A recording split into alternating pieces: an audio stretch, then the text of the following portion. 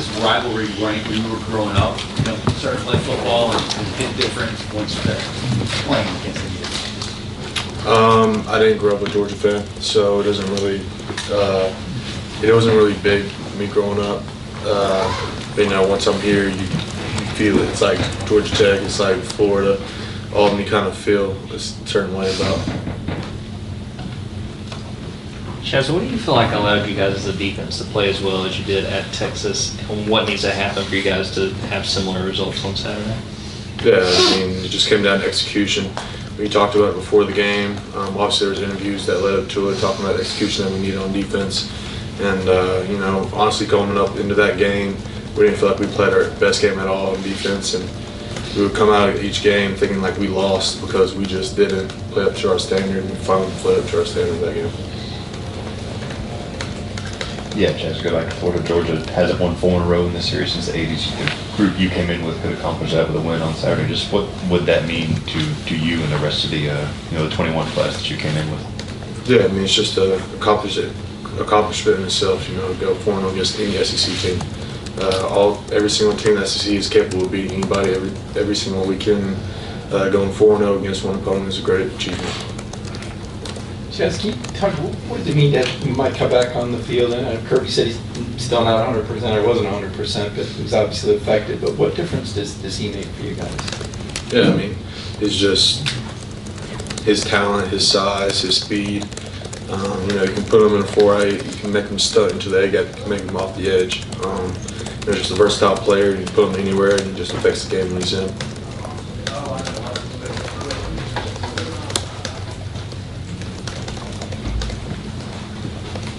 Yeah, Chaz, I was reading the packet that they provide us. Did you know that Nas is making his 36th consecutive start this weekend? And I guess, could you speak to what it requires for a defensive lineman in this conference to start 36 games in a row?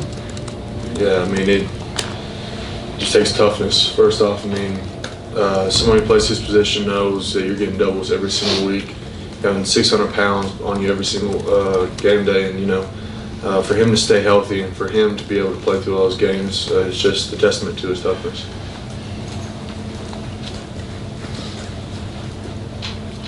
Chaz, can we get a kind of a recap of your journey at Georgia and your development here, where you started and where you are now? Yeah, I mean, coming in, I came in under a bunch of great players. You know, they developed me to where I am today, and I still talk to them. Nolan kind of took me under his wing.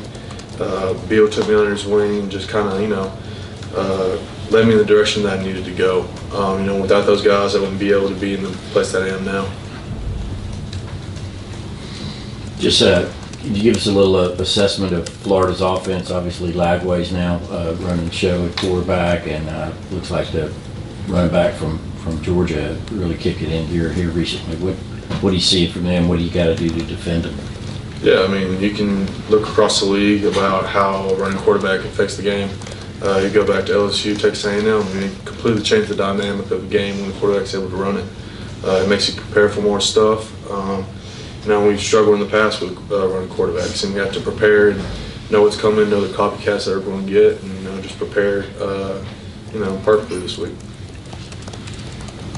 Talk about that you guys, you know, weren't happy with where you were defensively before the Texas game. Was that a matter of not being locked in? Was it a bad matchup with Mississippi State? And, you know, how do you bring it this week, you think? All goes back to execution. We looked at ourselves. We did self-scout. We went to the doctor, we call it, and we just looked at everything that, you know, led to scores. You know, we had too many penalties. We had too many busts. We didn't have great eyes. You know, we worked on it very well throughout the week. Everybody was locked in throughout the week. You know, it just always comes down to execution because Georgia only beats Georgia. This is kind of an offbeat question. The number 32 for a defensive end, is there a story behind that number, or is that just what you got assigned, or anything special about it for you? I mean, that's just what I've always worn. I always liked the players that worn it. I really liked Tyrann Mathieu when I was growing up. Not because I played position, but I just like how he played the game.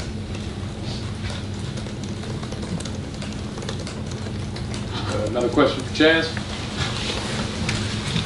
Got one wrong. Just how's morale with Dan and Janelle, and what do you say to them knowing that as it stands right now, they won't be there for the first half, just kind of keep their spirits up, knowing when they do come in, they're going to be there? Yeah, I mean, it's football, it happens, and with the rules now, I mean, it's just going to happen.